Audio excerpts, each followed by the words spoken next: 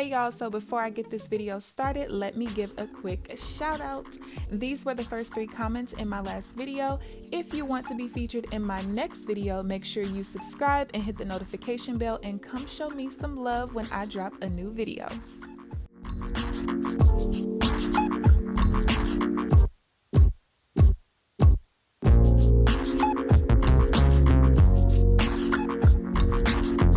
What's up, you guys? It's KeAmber Vaughn, aka CoachKe, coming back to you with another video. If you are new to my channel, welcome, and if you're not new, welcome back. Be sure to hit the subscribe button and also tap the bell so that you are notified of every new video that I post. So as you guys can tell by the title of this video, I'm going to be doing my very first reaction video on my YouTube channel. I forgot who it was a couple of months ago. I think it was Jesus. I think he asked me to make sure that I do not turn my channel into a reaction channel. I promise you I'm not, but someone on Instagram, Kiki, one of my supporters, she inboxed me last Tuesday asking me if I could watch this particular video, give my thoughts on it, and possibly make a video on it. So I told her that I would, and instead of me actually watching the video and then reacting to it and giving you guys my thoughts, I want to give like real-time, real-life reaction because I have not watched the video at all. So the video is Suze Orman says don't pay your bills, and this was featured on the Tamron Hall Show. So from my understanding, Suze Orman is like another financial educator in this space. She's kind of like similar to a Dave Ramsey and all of that stuff. So again, I have not watched the video. The video is 4 minutes and 45 seconds long. I may be pausing it along the way to give my commentary along the way, and then I will give my final thoughts towards the end. So let's go ahead and watch. Suze, you say that people should hold off on paying bills right now. How do you go about it, and why is that the key? Here's the thing, Tamron, we don't know how long this is going to go on. So really right now, cash is really like gold to you. So when you get a stimulus check, when you get your unemployment, don't go taking that money and paying off all of your credit cards. You need to keep that money, because not everybody takes credit cards. Your landlord might not take credit cards. Certain people just don't take them. So therefore, if you have credit cards and things like that, just pay the minimum payment due. Hold on to as much cash as you possibly can right now. Okay, so far in the video, I do agree. Now, when Kiki inboxed me on Instagram, and I don't know if she's gonna go further into this on the video, but she was talking about how she thought the video sounded good, but the utilities companies in Arkansas have not been hopeful during this time. And she said Xfinity in Arkansas told her kid's father that he doesn't have to pay right now, but as soon as everything starts running back smooth, they expect the money to be paid plus the current month. So like everything that you've been behind plus the current month. So thus far, what Suze is saying is correct. I do believe that at least for your debts, if you are not working right now, or if you project that you could possibly lose your job during this pandemic, you definitely only want to pay your minimum payments on all of your debts, including your credit cards. Now, during this time, of course, because you're only paying the minimum payments, your credit card balance will be continuing to go up because of the interest. Most of the time, your minimum payments does not cover more than just your interest for the most part. For some people it does, for a lot of people it doesn't. So let's keep going. What about your utilities? Do you hold off on paying utilities? No, but I'll tell you what you do is you pick up the phone and you call them, because most of the major utility companies will say, oh, it's all right. You can go for 2 months and not pay. It's all right. You can just pay the minimum payment due. They are willing to work with you, but you have to be willing to have the courage to pick up the phone and say, could you please help me? So many financial institutions right now are helping people. It's not even funny, but you don't know that they're helping you because you're not reaching out to them. So yeah, I agree. So the biggest thing with this particular portion, and I talked about this on one of my mukbang Mondays, it might have been the last one that I did or the previous one. It was one where I went on it was called Rona Rant. And I think I gave some tips also as far as like how to prevent yourself from contracting it or lessen your chances of contracting it. So I do agree with her. You need to pick up the phone, call your utility companies, call your credit card companies possibly if you need to as well. And also, of course, call your mortgage mortgage companies and anyone who you have car loans with, I don't know how they're working with student loans, but you definitely want to call them. The biggest thing that you need to ask them is, how will I have to pay this bill once the time comes for it to pay? Because some companies are basically putting it towards the end of the loan. So let's say that you still have 20 months left on your car loan and they give you forbearance for 3 months. Instead of you having to owe those 3 months plus the current month, once you have to start paying, they'll say, okay, instead of you having 20 months left on your loan, now you have 23 months, meaning they took those 3 months that you didn't pay and they put it on the end of the loan. Some companies are saying, no, we're not putting it on the end of anything. Once we lift all of these, restrictions, or lift the fact that we are not being so strict on everything, once that's lifted, you owe us for all the months you did not pay plus the current month, all in that 1 month. So you have to be careful, because the last thing that you want to do is literally owe so much money when everything comes back to life, I guess you could say, that you've kind of put yourself behind even more. Now, again, if you just don't have any income whatsoever, then you got to do what you got to do. But if you are earning enough on your unemployment to still pay at least your basics, your utilities, your rent or mortgage, paying for food, of course, and then paying your minimum payments on debt, continue to do that. You still do want to put some money off to the side for a rainy day. Even though we're in the rainy days now, you never know if anything can happen in the future. You still definitely want to save your money, okay? All right, so get on the phone, don't be ashamed, make that call and find out what kind of grace period you can have. We talk to so many people who are paycheck to paycheck, especially in this restaurant industry that's been hit so hard, retail industry hit so hard. What is your advice for those who have been paycheck to paycheck and are now out of work and have nothing, no backup plan? Yeah, you don't have a backup plan. So my first thing would be, and I don't mean this to sound harsh, I mean this to say, just remember this experience. Absolutely. Remember this, that next time when everything goes back to normal, and it will sooner than later, that you make it your number one priority, that you put money in an emergency fund to last you at least 8 months. Little by little, you'll get there, but don't let this happen to you ever again. Let me pause that. I totally agree. And it's so crazy. I wanted to make a video, and I don't know if I will, but I wanted to make a video to respond again to the Dave Ramsey people who were all in all of my, y'all can go and just type in my name and Dave Ramsey. You guys will see the comment section on all of my Dave Ramsey videos. So many people telling me I didn't know what I was talking about.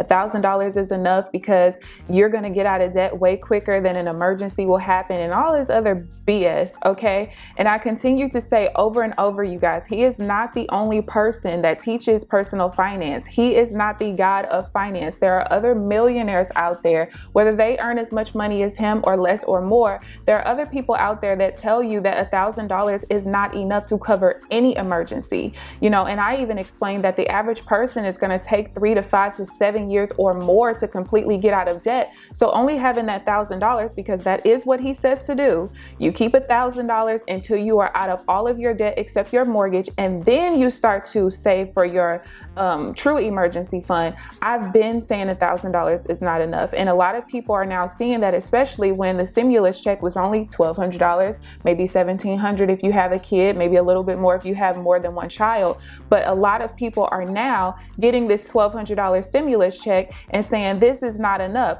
Of course it's not enough. Just like $1,000 wasn't enough for you to only have in your emergency fund while you were getting out of debt. So I agree with her. You need to learn from this experience. At this point, you can't go back. We can't rewind and say what we should have done, what we could have done, shoulda, woulda, coulda, okay? The most important thing is to learn from this experience and understand that even if a pandemic or what we're dealing with in the economy and everything, even if this doesn't happen this drastic again in your lifetime, anything can happen. You can be laid off, you could be furloughed, you could be fired, you could get sick. You could need FMLA and they not give it to you. You do not know. Start saving your money and listen, pay attention, learn, because if this happens again, and the thing is, a lot of you guys who are watching my videos, you guys are old enough to have seen how 9/11 affected us. Even though I wasn't old enough to have my own place and my own car and all these other things, because I think I was in 7th grade at the time, I watched so many news stories and documentaries about how so many people were affected. Their 401ks dropped by 90%, 80%. People who had six figures in their 401ks now have, you know, a couple of $1,000s. I watched that happen to other people. And I'm one of those people. Something does not have to happen to me for me to learn from it. Okay. I learned from in the 7th grade that I needed to make sure that when I became an adult, I needed to save as much money as I can. Some people call it hoarding. Some people say, oh, you're not enjoying your life. I definitely do. And I also enjoy knowing that when something like this happens, I have the ability to say, listen, although I am a nurse and I want to help people, I don't want to put my health in jeopardy. I don't want to put the health of my mother and sister in jeopardy who I live with. So instead of me continuing to have to work for money and looking at my life, like, is my life worth this extra $300 for this shift? Instead of me having to do that, I could just walk away and say, you know what? My hands are free and I will see you guys in 3 months. And if it's not fixed in 3 months, guess what? I'm not going back. I'll work my 4 hours to make sure I don't have to reapply and go through the hiring process again.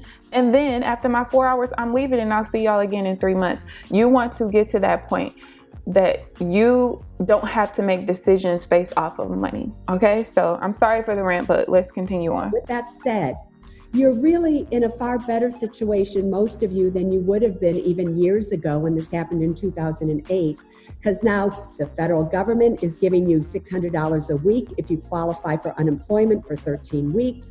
If, you know, there are so many things. You get the stimulus check if you qualify, and chances are if you're living paycheck to paycheck. And when I said 9/11, I meant 9/11 as well as what happened in 2008. When 2008, the market crashed and all of this other stuff. And in 2011, a lot of people were affected as well. People's jobs were affected, people's 401ks, and everything was affected. So I just mean all of these different disastrous times that have happened in some of our lifetimes. You have to learn from these experiences. You will qualify for that. So you can, you can try to apply for food stamps. It's called the SNAP program. There are all kinds of things that you can do.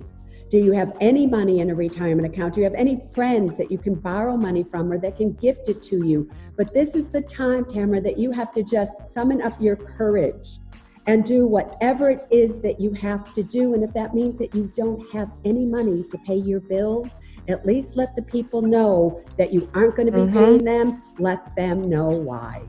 Agreed. So even if you don't have the money to pay, you still need to call and let them know, because a lot of people understand what's going on. These companies understand what's going on. Now, they might not give you as much leeway as the next company, but at least if you let them know, listen, I was affected by the pandemic, I'm not working, they'll give you a lot more leeway than somebody who just doesn't call because they feel like it's not worth it. And here it is, you're behind, and you might not get some of the, hey, we'll put that at the end of your loan. You might be forced to, hey, they might repost something or ask for it all up front just because you didn't let them know in real time what was going on. Talking about the first bit of advice that you gave, which was don't pay your bills. You cite credit cards, for example, but I want you to break it down for us by specifics. Your first up, credit cards. Is now the time to max out the credit cards? I have to tell you, whoever thought Suze Orman would be saying this, but yes, now is the time for you. If you have no money, you have no other choice, and you're lucky enough to have available credit limit on your credit cards, this is the time that you pay for food at the grocery store. You put gasoline in your car to get to possibly a food bank if you or absolutely the grocery have store, to, yeah. or wherever you're allowed to go today. This is the time that you put it on your credit card and you pay the minimum payments due. But with that said, you call your credit card company and you ask them, could you please lower my interest rate to 0%? Okay. So that you're not being penalized for paying only the minimum payment due. Absolutely. So those are the things sometimes when you have nothing, you have to resort to. I'm glad I let that play out, because that's exactly what I was going to say. If you have to use credit cards, if you don't have good credit, which you should. But if you don't have good credit and you don't have the availability to get credit cards at 0% interest, the least you can do is call your credit card companies, let them know that you're affected, and ask them if they can reduce your interest rate as much as possible, even down to 0%, just so that you don't have to pay interest on that money later on. Some companies will, some companies won't. Of course, it depends on possibly your credit score. It also might depend on what your history, what has been your payment history. Even though we're going through a pandemic, if you've been like religiously not paying on time, not paying enough, they just might not grant it for you regardless of what's going on. And that's why it's so important to pay your bills on time whenever you can.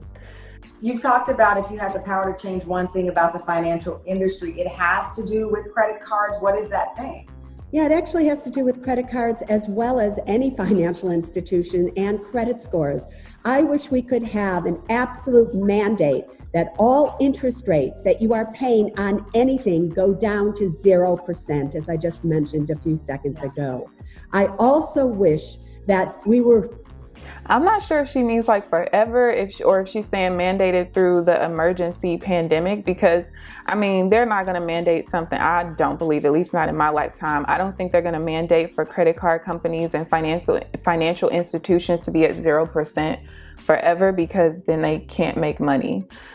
They just can't. So yeah, that's like me letting somebody borrow money and not charging them interest for it, even though I could have done something with that money to make that money more money over here. So of course, banks and institutions and credit card companies are going to always charge interest because they're loaning you money. That's just how capitalism works. So I don't know if she means forever, but she does to freeze everybody's FICO or credit score right here and right now as to what... Okay, so it sounds like she means right now. They were I agree. Before all of this happened.